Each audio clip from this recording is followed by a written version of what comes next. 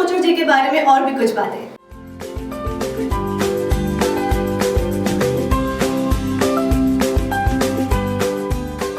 आपकी सफलता के पीछे क्या किसी का हाथ है या आपको सफल बनाने के लिए किसी व्यक्ति ने अपना योगदान दिया है? रेखा जी, मैं इस जो प्रोफेशन में आया हूँ और जो बढ़ा हूँ, इसमें सबसे ज़्यादा अगर मुझे किसी ने इस प्रोफेशन में इंस्पायर किया है और जिसके कारण मैं आज सफल हो चुका हूँ, वो है मेरी माँ, जो हमेशा मुझे इंस्पायर करती थी। मेरी पत्नी, मैं 17-18 घंटा काम करता था जब मैं प्रोफेशन में आया, और आज भी मैं 17-18 घंटा काम करता हूँ, लेकिन उसने कभी उफ तक नहीं की। तो यही दो वजह है, यही दो कारण है, यही दो रिश्ते हैं, यही दो व्यक्ति हैं जिनके कारण मैं आज सफलता प्राप्त कर सका हूँ। हर इंसान अपनी जिंदगी में कहीं न कहीं किसी व्यक्ति से प्रभावित होता है, परंतु पारस जी की सोच इस मामले में कुछ अलग है। आप इतने बड़े व्यक्ति हैं, समाज से भी जुड़े हुए हैं और बड़ी बड़ी हस्तियों से आपकी आए दिन मुलाकात होती है। क्या आप किसी हस्ती से प्रभावित हुए हैं? रेखा जी, ये आपने सही कहा। मैंने अपने जीवन में बहुत से लोगों से मुलाकात की है, लेकिन पता नहीं मैं किसी भी व्यक्ति से परमानेंटली इम्प्रेस नहीं हुआ, प्रभावित नहीं हुआ। पर हाँ, जो भी लोग मिले, उनकी जिनकी भी जो भी अच्छाइयाँ थी, उसे मैंने करीबी से देखना चाहा और उन अच्छाइयों को ग्रहण करना चाहा। चाहे वह कोई बहुत ही बड़ा आदमी हो, चाहे वह कोई सामान्य आदमी हो, मैंने हमेशा उनकी अच्छाइयाँ ही ग्रहण करने की चेष्टा की। इसलिए मैं किसी एक व्यक्ति के द्वारा परमानेंट इंस्पायर्ड हुआ हूँ या इम्प्रेस हुआ हूँ, ऐसी बात तो नहीं है। लेकिन कई व्यक्तियों से मैं बहुत कुछ सीखा हूँ, और आज भी मैं जानता हूँ कि हर व्यक्ति अपने को सिखा सकता है, और अगर हम उससे सीखना चाहें, और मैं उसी को सीखना चाहता हूँ और सीख रहा हूँ। आज इनके क्लाइंट्स के रूप में Rashmi group Kolkata, Surya group new Delhi, RDB group Kolkata, Abhijeet group Nagpur, OPG group Chennai, Kalpana industries.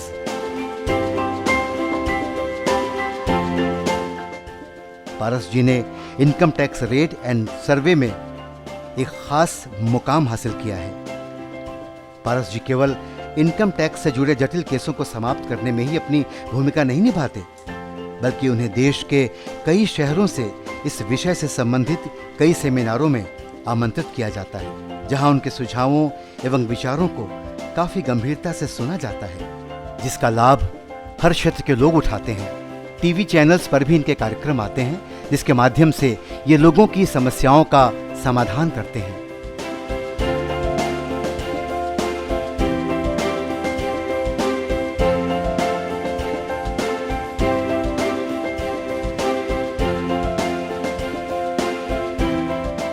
Kochhar ji survey, search and seizure नाम से एक किताब भी लिख रहे हैं, जिसमें इनकम टैक्स संबंधित कई जानकारियां उपलब्ध होंगी। इनकी टीम में कई चार्टर्ड अकाउंटेंट और अधिवक्ता हैं, जो उनके कार्य को काफी सुचारू रूप से संपन्न करते हैं। इनकी वेबसाइट www.incometaxparaskocher.com काफी प्रचलित है। Paras ji direct tax professionals association Avantika, lions club of Tollygunge जैसी कई प्रोफेशनल और सामाजिक संस्थाओं के प्रेसिडेंट रह चुके हैं। उनको व्यावसायिक एवं सामाजिक कार्यों के लिए अनगिनत पुरस्कारों से भी सम्मानित किया जा चुका है।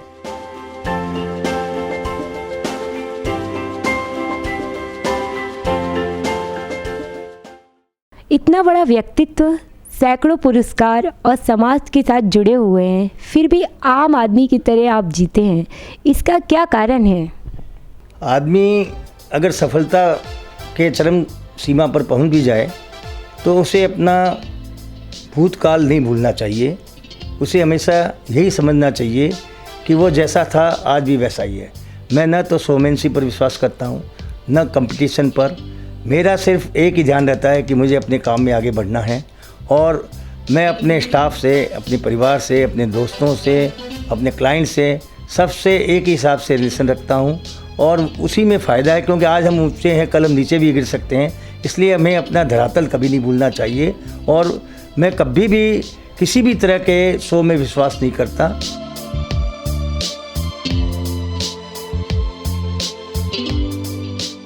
पारस कोचर का नाम आज बंगाल के व्यावसायिक एवं सामाजिक क्षेत्र में आदर से लिया जाता है, परंतु इसका अभिमान न तो इनमें है और न ही इनकी पत्नी कुसुम में दिखता है।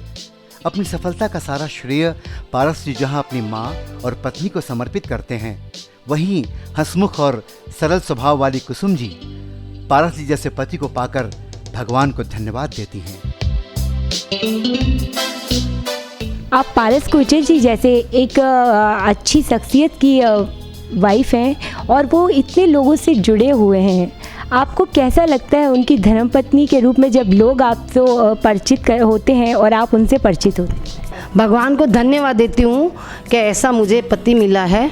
मैं इनका नाम सुनती हूँ तो मेरे को बहुत अच्छा लगता है। मैं इनके साथ कहीं भी जाती हूँ तो इनका नाम होता है, मेरे को सब देखते हैं इनके साथ कि ये पारस कोचर की मिसेज़ है, तो मेरे को बहुत अच्छा लगता है। मेरे को सब जन बहुत अच्छे जाने कि पारस कोचर की मिसेज़ है। सबका ध्यान बहुत रखते हैं, किसी को कुछ भी नहीं बोलते हैं ये। और मेरे ससुराल में सब परिवार का बहुत करते हैं ये, मेरे पियर के साइड में बहुत करते हैं ये।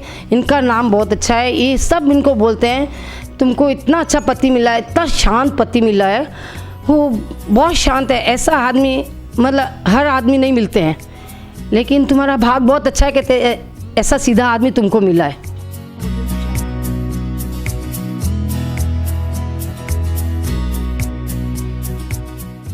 पारस जी के 2 भाई एवं 1 बहन हैं। इनकी 2 पुत्रियां हैं, जिनका मानना है कि उन्हें जो संस्कार अपने पिता से मिले वैसे ही संस्कार वो अपने बच्चों को देने की कोशिश कर रही हैं, जिससे उनके जीवन में भी पारस जी की तरह विनम्रता और सफलता आए।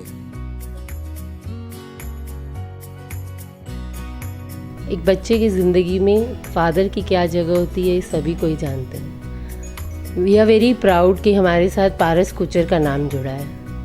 बहुत हैप्पी फील होता है जब कहीं भी जाते हैं एंड पीपल एक्नॉलेज यू, अच्छा आप पारस कोचर की बेटी हैं। अंदर से एक अलग सी खुशी महसूस होती है और अच्छा लगता है कि मेरे साथ अभिलाषा पारस कोचर जुड़ा हुआ है।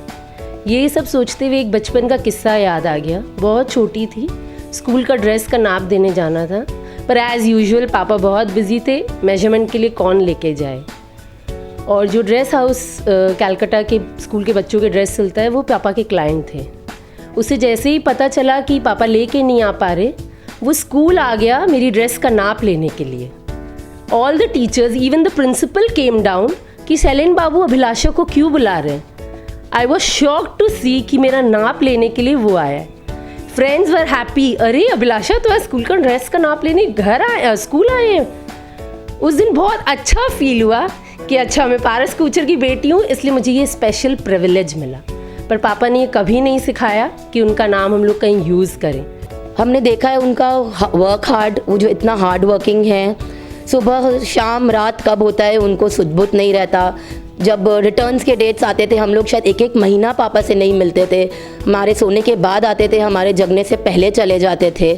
और ये सारा काम उन्होंने इसलिए किया ताकि मम्मी को, दीदी को, हमें एक अच्छी लाइफ मिले।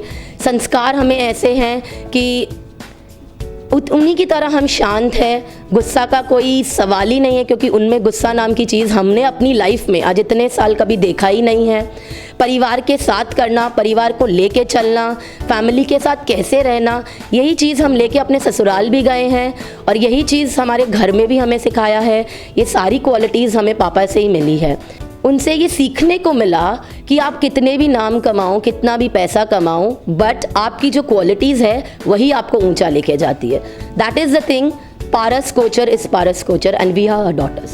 2002 में मेरे फादर एक्सपायर हुए थे और 2004 में मेरी शादी हुई। तो ऐसे तो जो चले गए हैं उनकी हम खाना पूर्ति नहीं कर सकते, पर 2004 के बाद मेरे को कभी एक पिता की कमी महसूस नहीं हुई। तो आप समझ सकते हैं कि मेरे लिए वो इंसान क्या है।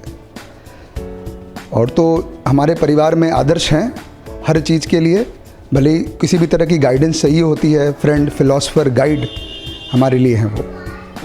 पापा जो है बहुत आज भी जिस तरीके से अपना काम करते हैं दिनचर्या और जिस डेडिकेशन से अपना वर्क करते हैं, आज के दिन भी 4 बजे उठने से लेके शाम तक, तो आज के दिन भी हम लोग को इतना इंस्पायर करते हैं और अपने फील्ड में आगे बढ़ते रहने का बहुत बड़ी प्रेरणा देते हैं।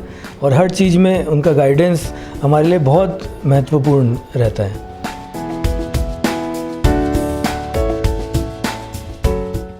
पारस जी की जिंदगी को वह जिंदगी बनाने वाली उन दो महिला, उनकी माँ और उनकी पत्नी को मैं नमन करती हूँ।